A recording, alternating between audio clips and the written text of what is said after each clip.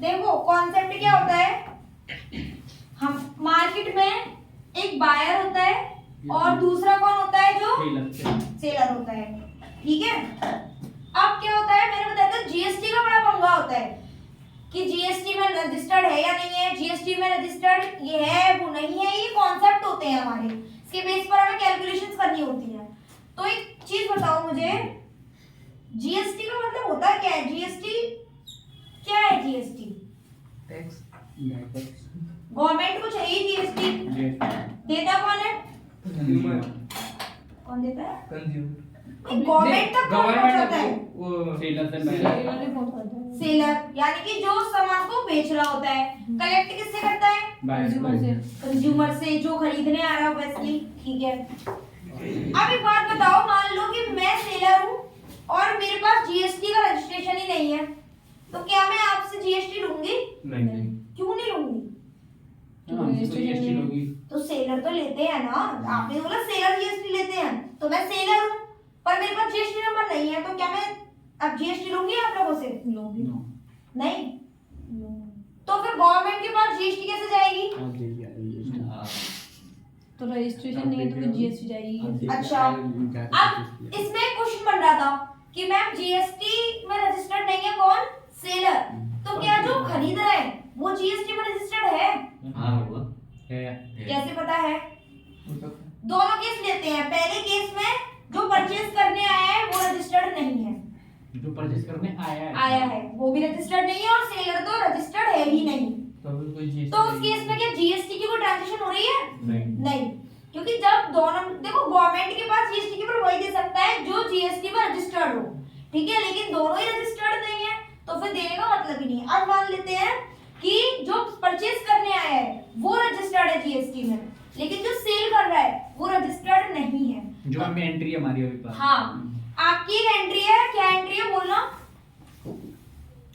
MR Gupta purchase following goods from Pink City Electronics Lakhimpur Kheri unregistered on credit.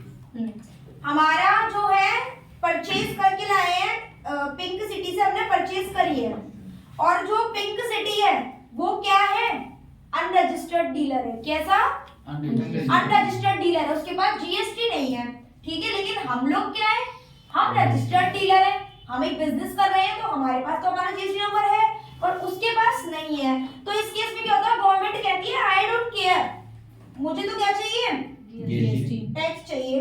अब तुम registered नहीं हो तो जो खरीद रहा है वो रजिस्टर्ड है तो वो जीएसटी पे करेगा। तो अब कॉन्सेप्ट क्या बन के आता है, इस पूरे कॉन्सेप्ट को हम बोलते हैं आरसीएम, क्या बोलते हैं, आरसीएम की फुल फॉर्म क्या होती है, रिवर्स चार्ज मैकेनिज्म, जो पहले बताई थी। एफसीएम का मतलब क्या होता है, forward charge, correct, forward charge और रिवर्स चार्ज, इन दोनों में डिफरेंस बता दूं मैं, क्यों इसलिए डिटेल बता रही हूं क्योंकि आपका टेस्ट है, मुझे नहीं पता कि मैं कितने थ्योरी वाले और कितने प्रैक्टिकल क्वेश्चन देने वाली हूं, उसमें मार्क्स मुझे सबके अच्छे चाहिए क्योंकि पहले मैं सर को दिखाऊंगी वो सब कुछ।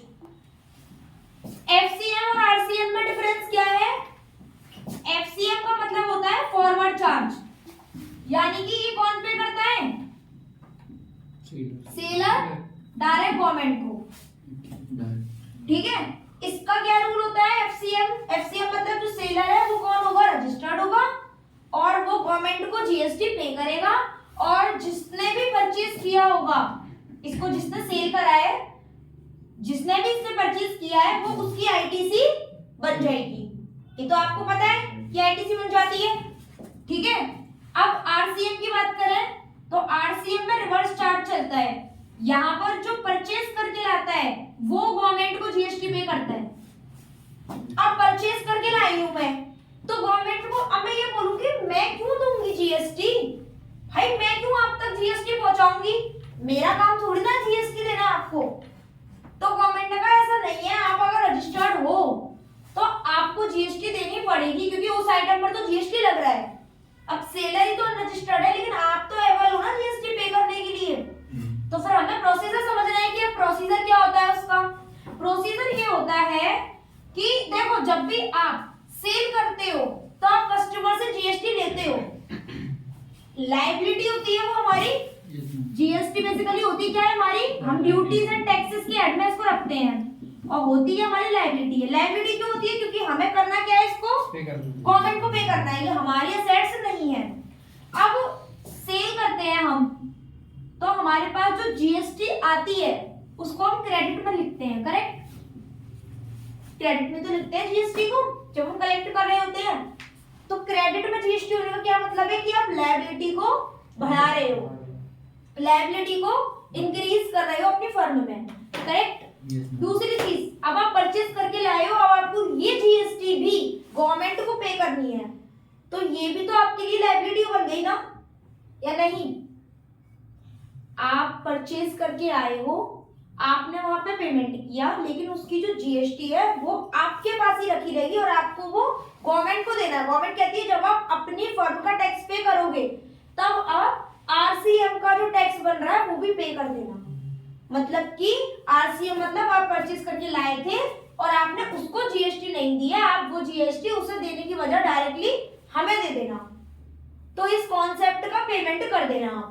तो इसके लिए हमें क्या करना पड़ता है, पहले हमें हमारी टैली को ये बताना पड़ेगा कि देखो हमारी लायबिलिटी और बढ़ गई।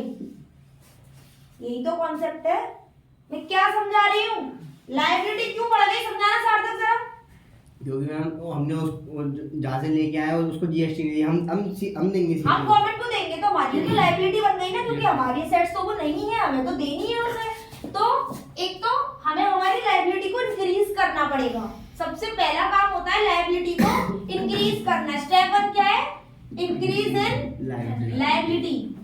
दूसरा कि जब आप पेमेंट कर रहे होते हो, ये एंट्री किस डेट पे करोगे लायबिलिटी इंक्रीज करने की, 31 जब आप परचेज करके लाओगे, क्योंकि तभी आपकी, अरे आप आज परचेज करके लाए हो तो आपको आज ही पता चला ना कि आपको ये गवर्नमेंट को पे करना है, तो आपकी लायबिलिटी तो सेम डे बढ़ गई। लेकिन अब आते हैं 31 मार्च या फिर उस डेट पर, 31 मार्च नहीं, उस डेट पर जब आप 3B का पेमेंट कर रहे हो, 3B फाइल करते हैं, जीएसटीआर 3B, ठीक है। 20 तारीख पे आ गए हम। 20 तारीख को आपने क्या किया कि आप गवर्नमेंट को अपनी जीएसटी पे करने के लिए जा रहे हो, ठीक है। तो आप उस डेट पर क्या करोगे, अपनी उस जीएसटी का भी पेमेंट करोगे जो आपके पास रखी हुई है गवर्नमेंट को पे करने के लिए, करेक्ट।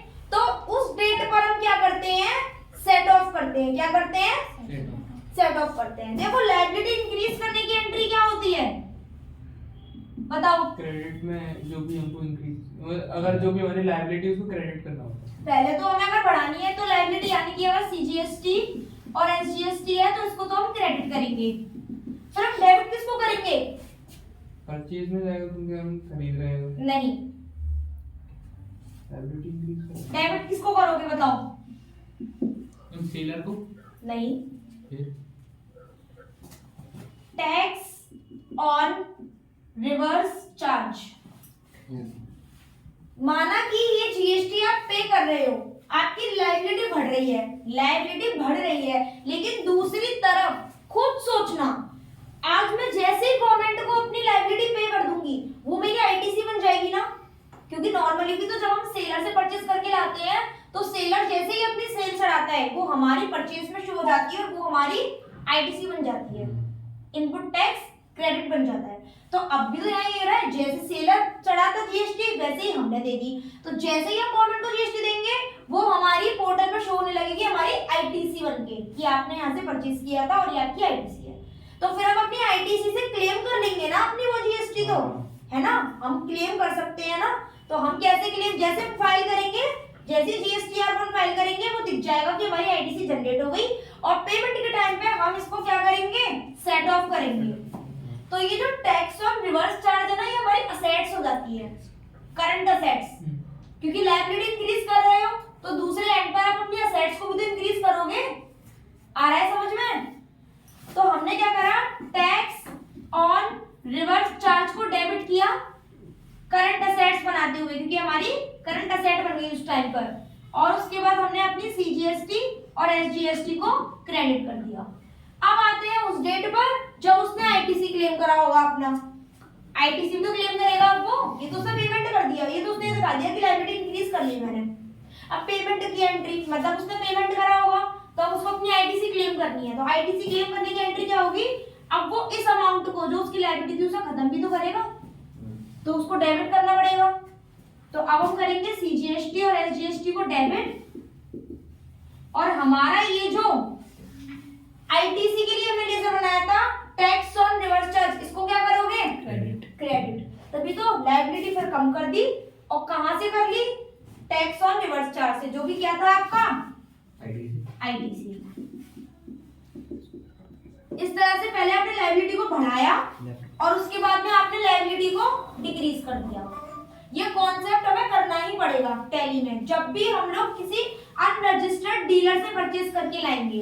सेल तो आप किसी को भी कर दो, सेल के टाइम पे तो हमें टैक्स कलेक्ट करना है, पर परचेज के टाइम पे दिक्कत आती है, जैसे कि ये कॉन्सेप्ट था आपका, आया इतना समझ। अब जितने लोग ये एंट्री कर रहे हैं उन्हें मैं पर्सनली आके सिखा दूंगी, समझा दूंगी अभी, और वो एक दूसरे को सिखाते जाना। प्रोजेक्टर मैंने इसलिए लगाया नहीं है क्योंकि कोई किसी लेवल पर चल रहा है, कोई कहीं चल रहा है, इक्वालिटी पे भी नहीं चल रहे हो आप सब, ठीक है। कॉन्सेप्ट समझ में आया, क्या सिखाया है मैंने, आलो आपने अभी जीएसटी पे सेटअप करने का सिखाया है और जीएसटी। चलो मुझे ये बताओ, अनरजिस्टर्ड डीलर है हाँ। जिससे हम परचेज करके लाए हैं, अब हम उसको सेल कर रहे हैं, नहीं उसने हमें सेल करा है और हमारे पास उसकी जीएसटी है, अब हम क्या करेंगे, गवर्नमेंट को पे करेंगे। तो सबसे पहला काम हमारा क्या है, क्या एंट्री करेंगे, सबसे पहले तो हम अपनी लायबिलिटी इंक्रीज करेंगे, सबसे पहले तो अपनी लायबिलिटी इंक्रीज करेंगे वो जीएसटी को क्रेडिट करके, और अपना असेट इंक्रीज करेंगे जो आईटीआर से होता है, आईटीसी, ठीक है। ठीक है। और फिर उसके बाद जब भी हम पोर्टल पे जब भी हम उसको जब ITC को क्लेम करेंगे तब जाके हम उसको उसी एंट्री को रिवर्स कर देंगे। और ये दोनों ही एंट्री किस वाउचर में जाएंगी, कॉन्ट्रा में नहीं जाएंगी, नहीं सॉरी, उसमें जनरल वाउचर में। एक चीज और, परचेज भी तो करके लाए हो ना इससे, तो परचेज करके लाए हो तो जो स्टॉक आइटम लिखोगे उसके नीचे जीएसटी सीजीएसटी ऐसे लिखते हैं, तो इसमें लिखोगे क्या, नहीं लिखोगे, नहीं, लेकिन टैक्स तो इन पे लग रहा है, ये तो बताओ, टैक्सेबल तो ये है, तो फिर कैसे करेंगे, तो फिर हम टैक्स थोड़ी पे करके आएंगे ना, टैक्स पे नहीं करके आए हैं, लेकिन टैक्स तो इन पे लगता तो है। आपका तो है टैक्स जब आप स्टॉक आइटम बनाओगे तो 28%, 12% ऐसे वहां तो लिखोगे, जीरो थोड़ी लिख के आओगे, और जब ये लिखोगे तो ऑब्वियसली जीएसटी तो लगानी पड़ेगी। तो वो क्या क्या कॉन्सेप्ट होता है वो मैं भी सिखाने आ रही हूँ आपको, आप अपना करो।